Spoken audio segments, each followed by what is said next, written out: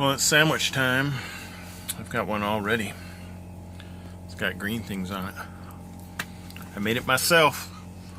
It is 5:25. No, 3:25. Sorry, Eastern time. So it's kind of a late lunch. Here's what's going on.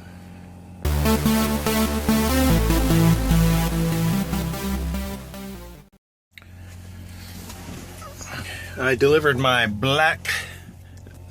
my sand, which was called Black Diamond, and as I suspected, they're using it for sandblasting. They got a lot of projects going on at this massive GM facility where they manufacture, I think it's trucks.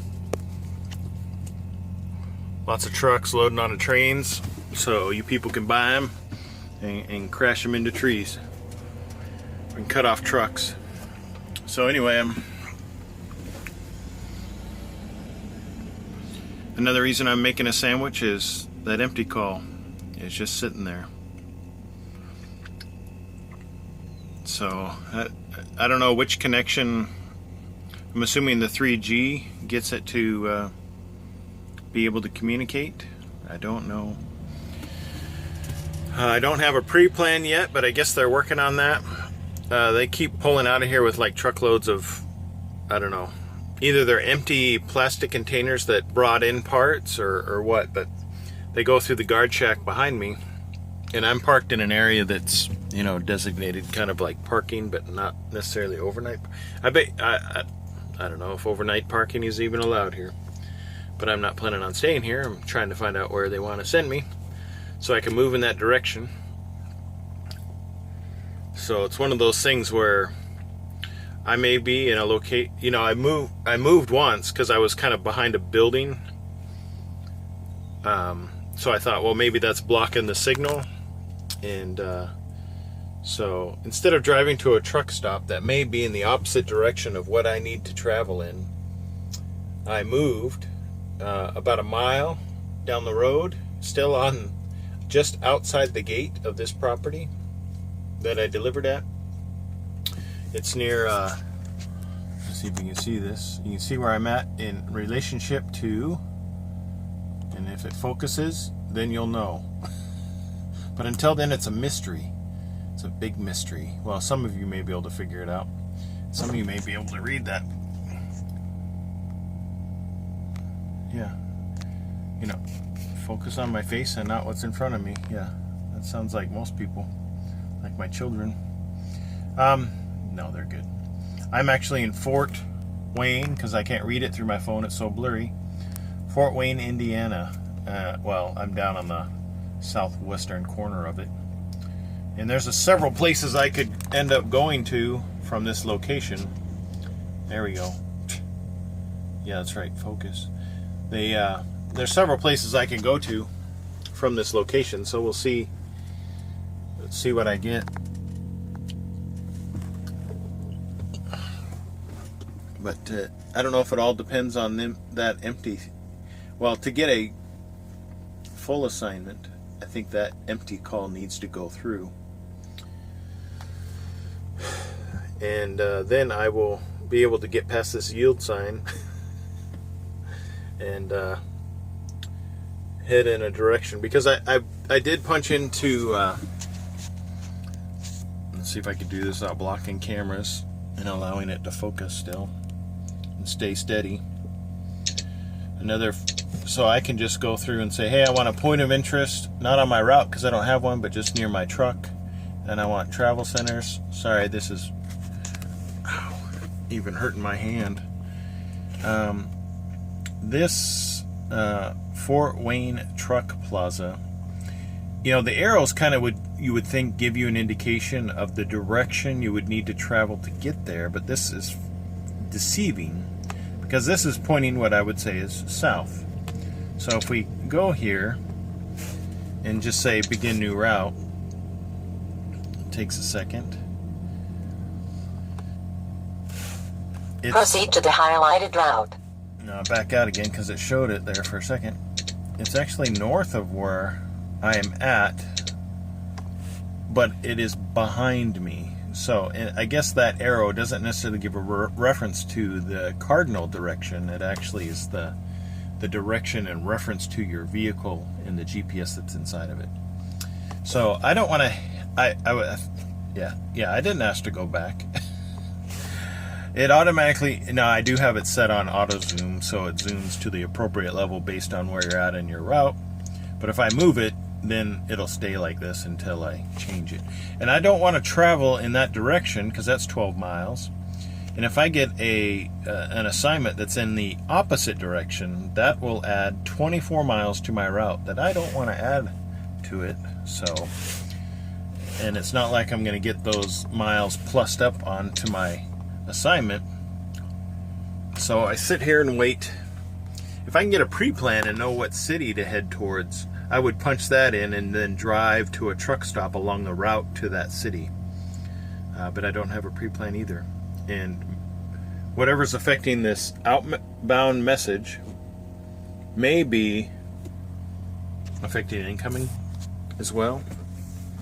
I don't know, we'll see. It's the giant experiment waiting to find out how this works.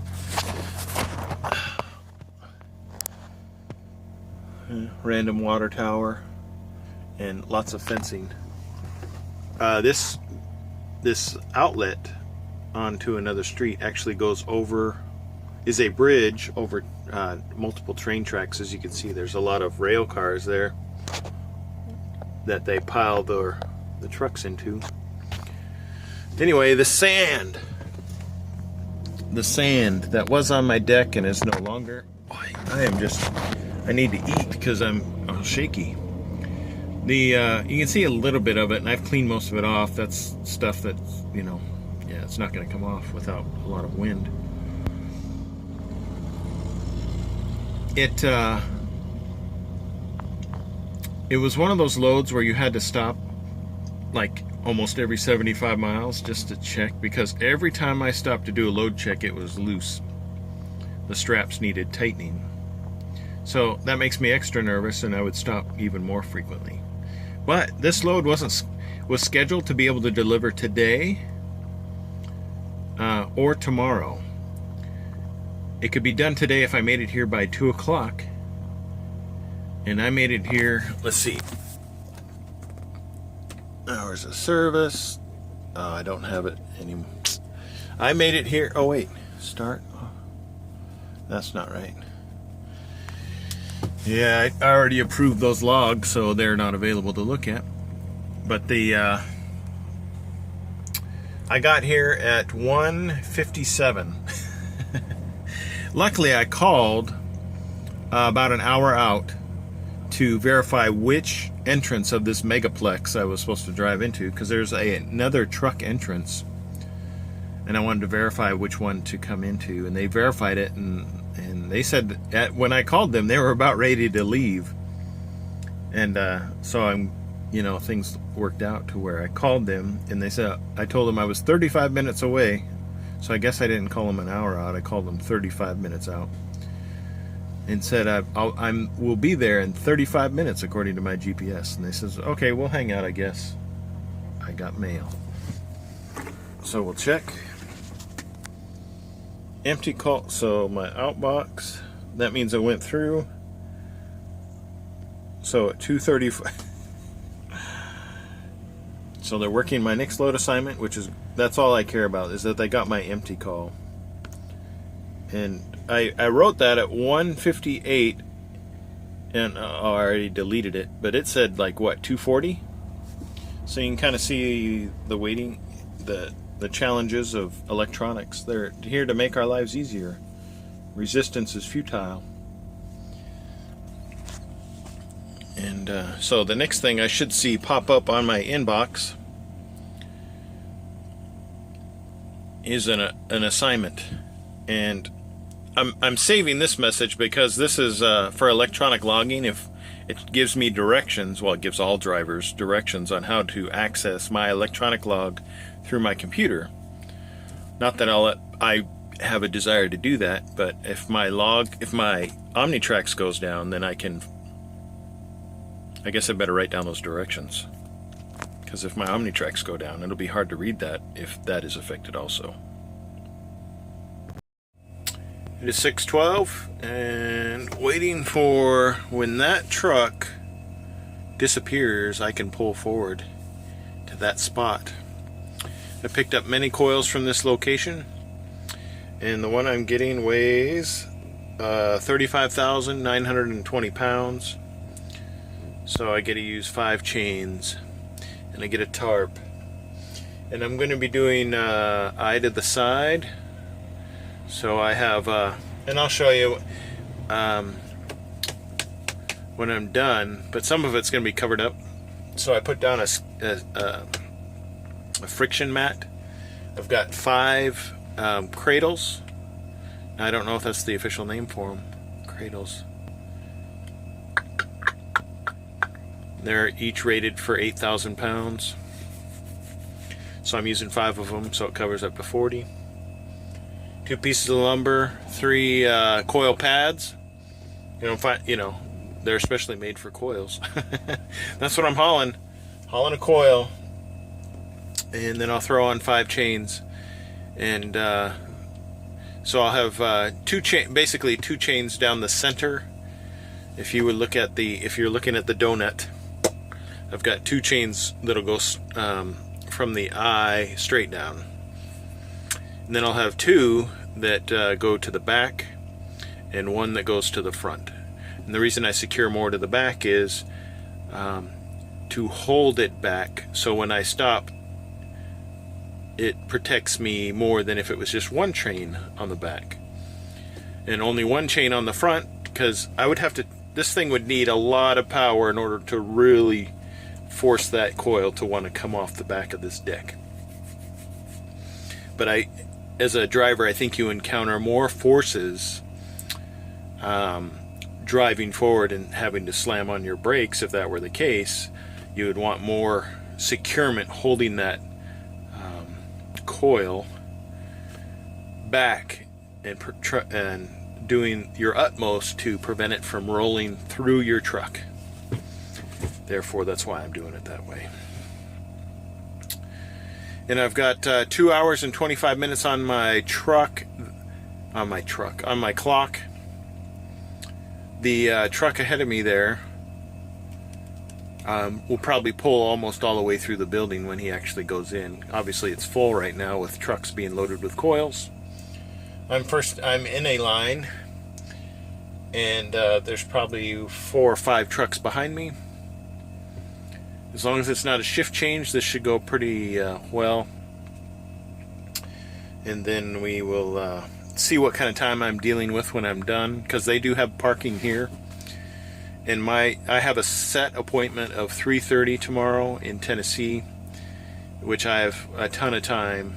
If I were to, I could stay the night, even if I loaded this thing in 24 minutes and had 2 hours left, I could stay the night here and still make it well before my scheduled drop-off time.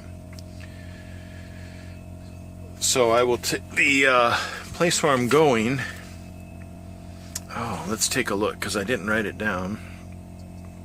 Messaging, work assignment. They do not have overnight parking where I'm going, so I was thinking I can just drive and show up early, and I don't know. Because I always start my day at the same time no matter what. So, I mean, me waiting to start my day doesn't necessarily help me, because I don't drive past really 8 or 8:30 at the latest, because at that point, everything, all parking is like being filled up. And I appreciate good parking. So I've got 7 hours and 33 minutes tomorrow. Had to make a decision. I have an hour and 12 minutes left on my clock, but no real parking between here and when that time runs out. There is a pilot slash Flying J slash whatever it is. It's considered a large, but I came through there on the way here. And it's one of those truck stops that's packed at... It was packed when I pulled through. I had to pull through a pump and then park because there was no spaces available. So here I am. I don't want to risk going there and not finding parking and then just keep continuing down the road and wishing I could find something. I know I've already covered like 9 minutes of information today, but I guess I could show you what I got. Okay. This is I was going to say something inappropriate, but it spells out bungee job because I had, as you can see, I did the whole flap thing because the edges come down to about right here, so there's like a 1-inch gap. But this time, I tried something different in the sense that I'm running bungees around the front, bungees all over the place here, a bungee across the back. As you can see, the the canvas tarp sticking out of the bottom there, so it's like double tarped. I'll need to put a bungee on that because that's a little loose. And when they loaded this, it was covered in plastic, like a plastic bag was put over the top of it, and I've never had one of those, and it was coated in oil. So you can see my 5 chains, covers 40,000 pounds worth of securement. This might give me a little bit of trouble here, but it does, if it does, it's got a hook there on the inside, and I'll throw another bungee around if I find that is giving me difficulty. The thing I like about these loads, chain loads, is that I've yet to have to readjust that because those are tight.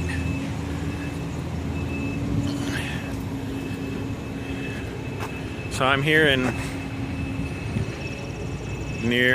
just north of Fort Wayne, Indiana. It was 48 miles or so from where I dropped off my last load. See how easy that would be? You just push that back and your your load is tarped. All you have to worry about is securement. So 35,000, it's kind of a taller coil, not so wide, but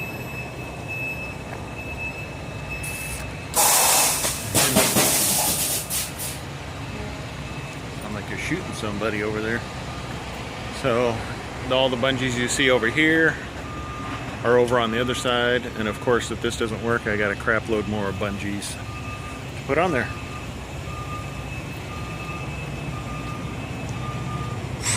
And I'll be staying. You can hear the, now that I'm done, I can turn off that. And it's, yeah, it's the end of the day. I'm parked for the night. They have a large amount of portable porta-johns in that direction. At the end of this row, there's like 12 porta-johns, so they have a lot of truckers that stay the night here. The process is you call in your information on a special channel. You give them your load information, and then they call you up when they're ready for you, and you walk in, you scale, go inside, sign for your paperwork, and then go get your load, and you're done. Once you're done securing it, you don't have to go through the you come back like that truck there. It's coming out the gate. It's not required to stop. You're free to go because you got all your paperwork. All you have to do is make sure on your own that your load is secure and covered and whatever the requirements are. Then you're free to go. I've been here a few times already, and I kind of like this place, but I did kind of get in trouble today in the sense that when I pulled in, usually they which is odd, they require all the trucks usually in order to accommodate more loads, is because the building is like 8 or 9, 10 trucks long. So usually you pull in and you pull up to the truck that's in front of you, and all the other trucks do it behind me. And they did. So we had this big line of trucks ready to be loaded. But the loader came and told me that they walk a lot. And I'm lucky that it was him, because my load sheet had a specific column letters on it. And he informed me that next time to see what my letters are and then stop at that column. I guess they're not too concerned with really getting trucks in to get loaded, in the sense, because, and I can understand it, because they load you, you throw on one chain, and then you move you take your truck out of that place to finish your securement and any required tarping. So really, me pulling forward to allow all those other trucks to come in, and all the other trucks pulling in to let the trucks behind them to come in, I guess that doesn't really necessarily speed things up or allow them to load faster. I think kind of what he said, to stop at the column where the product is, probably does speed it up. So I did learn something today, but it was interesting, the instructions that I received ever so politely. Just thought of something else. Somebody asked me what trucking company I work for. I work for Maverick Transportation, as most of my videos show. I guess I've gotten so used to doing this, I've taken for granted that new people would know where I work, and that's bad of me. I work for Maverick Transportation out of Little Rock, Arkansas. And now that I'm making this, if you are looking into trucking and my videos help you decide to go with Maverick Transportation out of Little Rock, Arkansas, truly I would appreciate it if you'd give my name as a referral, because it helps out all my kids. They have an Xbox or a PlayStation 3 addiction, so gotta keep paying for those games. Thanks.